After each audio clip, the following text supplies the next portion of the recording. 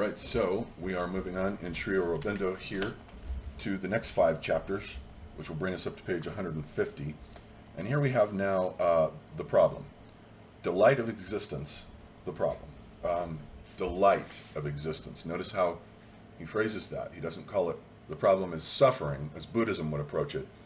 The problem is, or the issue is rather, the delight that underlies everything. So he has this wonderful idea that since everything is Satchidananda, being, consciousness, bliss, that is the ultimate attribute of the One, Brahman, that manifests itself through the physical world. And what we experience on the physical plane as the binary oppositions between pleasure and pain, between bad things happening to you versus good things happening to you. The bad things are evil. They're not. There is no such thing as, all these things are relative. There is no such thing as an absolute evil. It's evil depending on where you're standing, where you're looking at it. Is this person a witch that we're now going to proceed to burn? Or is she not just a person who happened to get caught in a bad situation? It's all relative the way you look at it. And Aurobindo wants you to realize this. Pleasure and pain are relative because one person might find an experience pleasurable, such as, let's say, an S&M. Let's say you get a girl who likes to be whipped, and she finds pleasure in that another person would be revolted by and would find too painful. Pleasure and pain are relative. They're completely 100% relative. But and the way that Ananda then, bliss, goes through the world and underlies everything is a little bit like a kid. Remember when you were a kid and you ate an ice cream cone too fast and it gave you a headache. You don't care about the headache. You just want the joy of the sugar that's on that cone. That's kind of how life is. Pleasure and pain just have to be factored in. Plus, there's also another issue. They're karmic. You've chosen these things before you incarnated. And Aurobindo says this. This isn't just my research. He says this, that before you incarnate, you know basically the general outline of what's going to happen to you. So you've agreed to it. You've planned it. You get down here, and now you're John Merrick. You're the Elephant Man. Wow. What a misfortune. However, John Merrick chose that body to have the terrible experience of having everything and everyone against you. That's an experience that the soul desires, believe it or not. And chances are most of us at one point have had a lifetime as bad as John Merrick's. The soul chooses it because it wants to know what it's like, and it's good karma. You store up that energy. Any kind of adversity that you go through, that you have most likely chosen to have happen to you so that you can go through it and become stronger from it, and then your soul evolves. So all this is part of a spiritual evolution where you're trying to get to somewhere. Now, I know what the goal is. I don't know if Aurobindo says this anywhere, but the goal is to eventually go through enough incarnations to where your soul has all the experiences that it needs and wants, and it's ready to get out of samsara, the round of rebirths. So you're out, but now you're a spirit guide. That's the grade of, everything is hierarchical on the other side. So you're a spirit guide, which means now your task is to help other people go through their tests and trials and agonies and ordeals. You're there to help them. And so everyone on the other side is given certain tasks that they have to do to help others. Helping others is the primary idea of all of this, even down here. Helping others is good karma, and it will befit you in the next lifetime. It's not, there's no idea here of punishment. That's not what it is. It's learning. The soul is learning, growing, evolving, comprehending. And I call it a macro self. This is an idea that I have for a book that I'm working on.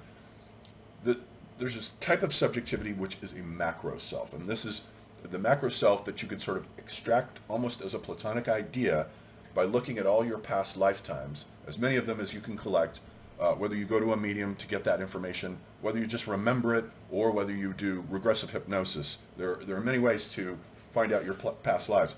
But you will see patterns in them that can be extracted to realize that there's one guy here, or whatever, woman. Sometimes we change sexes. We tend to stay on one sexual track. But every now and then, of course, we get curious, and we cross the tracks, and we incarnate as the opposite sex just to see what that shit's like. Both sexes have karmic possibilities for learning that the other sex does not have. Same thing with races. Certain races, when you incarnate in a certain race, you might have a tougher time than in another race, but that's what the soul wants, needs, and learns. So all of this is implicit in Aurobindo. So that's the problem and the solution, which are these two chapters. The solution is to realize that the world is Ananda, no matter what. It's just a joyful emanation from the Satchidananda. And then he has this idea of Maya, where he talks about, so he rejects the idea of Maya as it's presented in the Vedantic system, where the world is an illusion. It's not real, it's just a dream, it's not really happening. He rejects that idea, but he does retrieve Maya. He says there, in the older pre-Vedantic sense of Maya, which is Maya as skill, intelligence, and the power to make and create forms. And so this is what the Brahman does, is that it uses Maya as a tool. Think of it as a prism, where one ray of light goes through it, and out comes a diffraction of a whole bunch of rays of light. That's what the world is. It's gone through the Maya divisional factor, which carves everything up into separate forms. That individual, this individual, space, time, the manifold.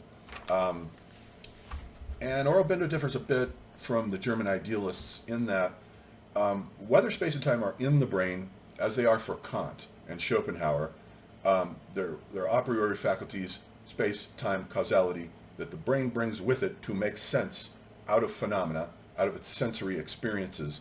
So in a way, as Schopenhauer says, the world is my idea. It's a little too solipsistic for my taste, actually. So Aurobindo says, whether space and time are innate to the brain or not is kind of a moot point, because the whole thing is the being, Brahman, emanating itself out through individual subjective experiences. So the whole thing is coming from a larger being. So it doesn't matter. Space and time are real. They are there. Maya is there. And then we should also talk about the koshas from Vedanta. I don't think we've discussed that yet. He alludes to them here on page, 115, when he's talking about Anandamaya and Manamaya. The koshas are a way in which the soul, whether it's the Purusha, the Atman, or the Jiva, is embedded in successive layers of materiality, basically. So we have the outermost layer, just like with Rudolf Steiner, and Steiner probably took his model from this anyway, the physical layer, which is the Annamaya kosha, the sheath made of food. Everything is eating everything else, so that's the outermost garment. And then the Pranamaya kosha, which then animates it, the pranic life, the meridians, let's say, and acupuncture and so forth. I've seen these actual meridians in a guy while I was on a psilocybin trip, and I'll never ever forget it. I saw his Pranamaya kosha, which corresponds to Steiner's etheric body. It's real. It's there. And then so we also then have the Manamaya kosha, the sheath made of mind. And that's the thing here that is troubling. That's the thing here that gets, like Schopenhauer got stuck in his Manamaya kosha, thinking that the world should never have been, because look at how awful it is. He's forgotten something else, which we'll get to in a second. So there's kind of a gap between those outer three, and then there's a gap, and then we get to the Vijnanamaya kosha.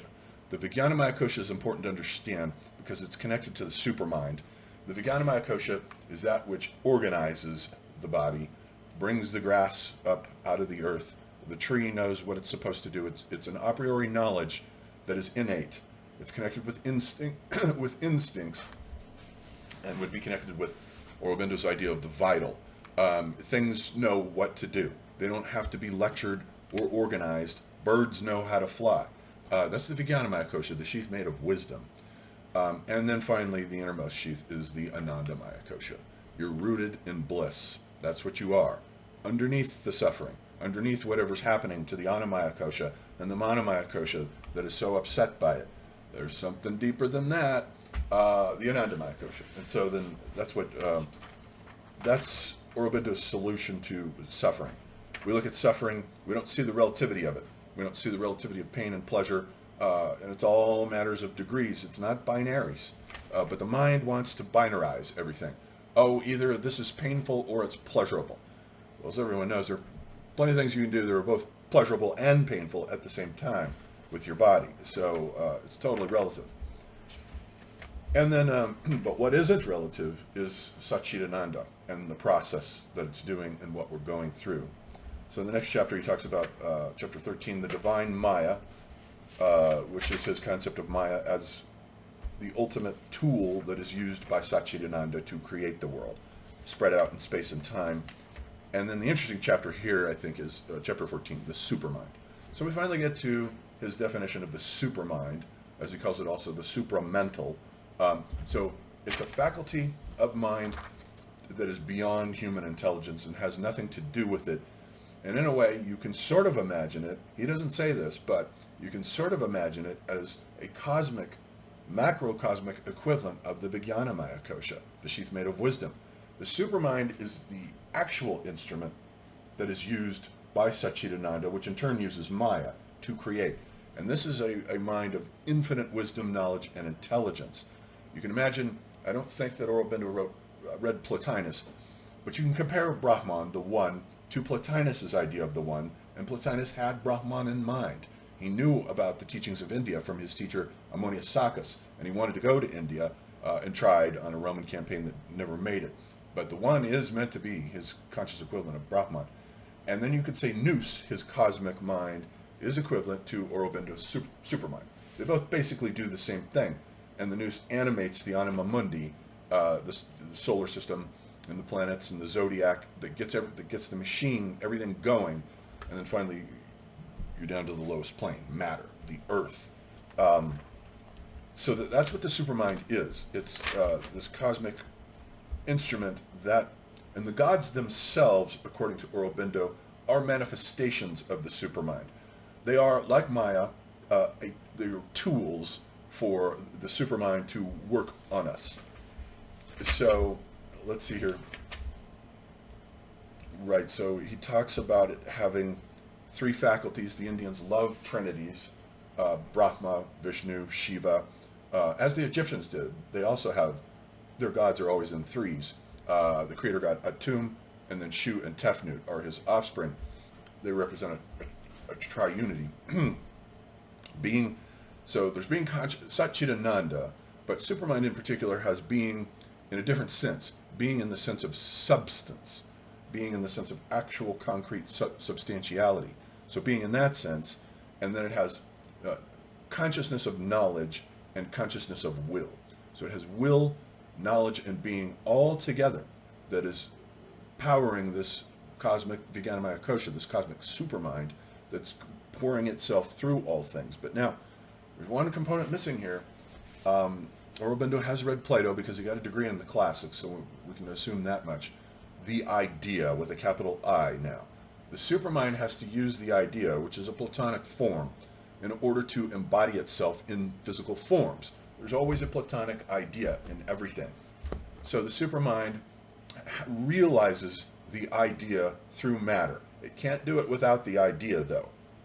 Things are not random. And this is an idea of Aurobindo's that completely contradicts Darwin's view of the world. Okay? You can just usher Darwin out the door. We don't need his shallow materialistic worldview of random mutations. Nature is just spitting out useless appendages, like William Burroughs' body without organs, organs sprouting everywhere. Evolution would be quite a bit more messier, and we should have lots more monsters than we do. They're not really there. There really aren't any monsters. We leave that to our horror fiction masters like H.P. Lovecraft to handle that imagination for us. But nature doesn't work that way. So there are plenty of gaps that have never been filled and will never be filled. Darwin knew that. He thought they would be filled eventually, though, or he hoped that they would be. They're not going to.